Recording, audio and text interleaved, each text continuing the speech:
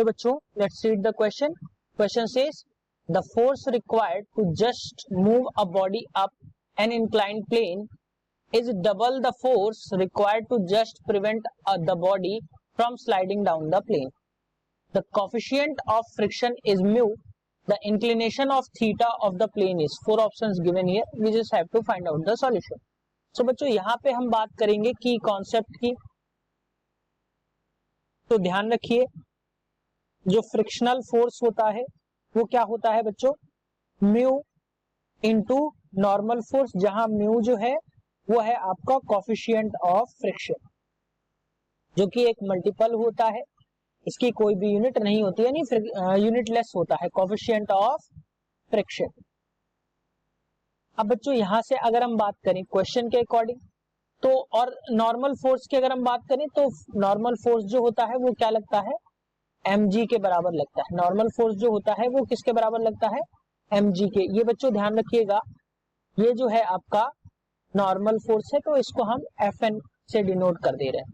तो Fn जो होता है वो क्या होगा, mg के बराबर. अब अगर हम क्वेश्चन के अकॉर्डिंग देखें तो क्वेश्चन में गिवन है कि मान लिया ये कोई एक इंक्लिनेशन है थीटा,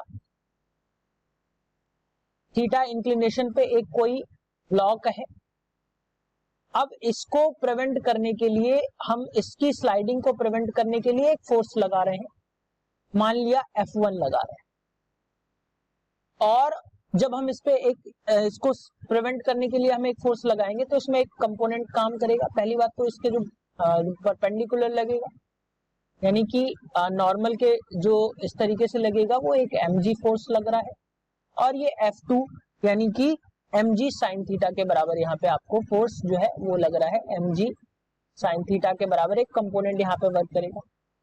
अब दूसरे केस में अगर हम बात करें तो क्या है, अगेन ये थीटा इंक्लिनेशन है, ये आपका ब्लॉक है, और इसको हम एक फोर्स लगा के इसको ऊपर की तरफ, अभी हमने केवल इसको रोका हुआ था, अब हमने क्या किया है यहाँ पे फोर्स लगा के इसको गिरने से बचा रहे हैं. दूसरी बात इसको हम ऊपर की तरफ धकेल भी रहे हैं. तो क्या होगा बच्चों, यहां से अगेन एक mg जो है वो वर्क करेगा, और इस तरीके से एक mg sine theta, mg sine theta भी वर्क करेगा आपका कंपोनेंट. और यहां से अगर हम देखें तो म्यू mg cos थीटा एक वर्टिकल कंपोनेंट जो है वो वर्क करेगा. अब बच्चों नेक्स्ट स्लाइड में अगर हम इस क्वेश्चन को देखें तो ध्यान रखिए यहां से हमने क्या लिया है, F1 की अगर हम बात करें तो F1 जो है वो क्या है, यहां से मैं लिख देता हूं, F1 is the force required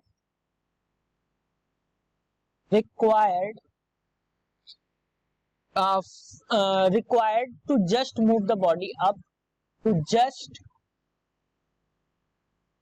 move the body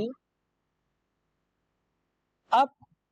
और अगर हम F2 की बात करें तो this is to stop sliding, ये केवल स्लाइडिंग से स्टॉप करने के लिए है, stop sliding.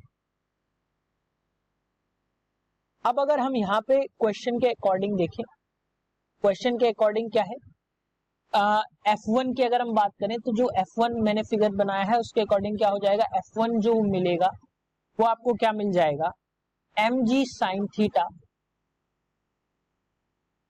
Plus mu mg cos theta के बराबर.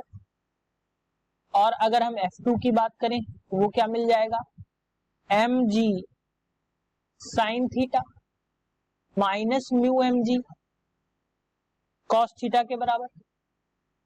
अब यहां से अगर हम देखें, यानी कि ये इक्वेशन फर्स्ट है और ये इक्वेशन सेकंड है. अगर हम फर्स्ट इक्वेशन से सेकंड को डिवाइड करें यानी F1 बाई F2 करें तो क्वेश्चन के अकॉर्डिंग हमें क्या मिल जाएगा, F2 बाई F1 जो मिलेगा वो मिलेगा आपको 2 के बराबर. और यही 2 किसके बराबर है, क्योंकि इसमें से जो फोर्स है वो क्या है, प्रिवेंट करने का जो फोर्स है, अगर हम उसका डबल करें तो उसको अपसाइड मूव करने के फोर्स के बराबर है. यानी कि 2F1 या 2F2 इक्वल्स टू F1 के है, तो ये हमें यहाँ से जो वैल्यू मिल जाएगी वो इस तरीके से मिल जाएगी। तो अब अगर हम यहाँ पे दूसरी तरफ भी डिवाइड करें तो ये क्या मिल जाएगा, mg sin theta plus mu mg cos theta upon में हम इसको लाएंगे तो ये आ जाएगा mg sin theta minus mu mg cos theta के बराबर। अब अगर हम क्रॉस मल्टीप्लीकेशन करें तो ये आ जाएगा 2 into m g sine theta, या अगर हम दोनों तरफ mg को कॉमन भी कर सकते हैं पहले ही ताकि वैल्यूज कम हो जाए। तो 2 इंटू एम जी हमने ले लिया, अंदर बचा sine theta minus cos theta equals to, इधर भी हमने mg कॉमन ले लिया क्रॉस मल्टीप्लीकेशन करके, तो ये क्या बचा sine theta plus mu cos theta. ध्यान रखिए इधर भी आपका इंटू म्यू जो है ये बच जाएगा।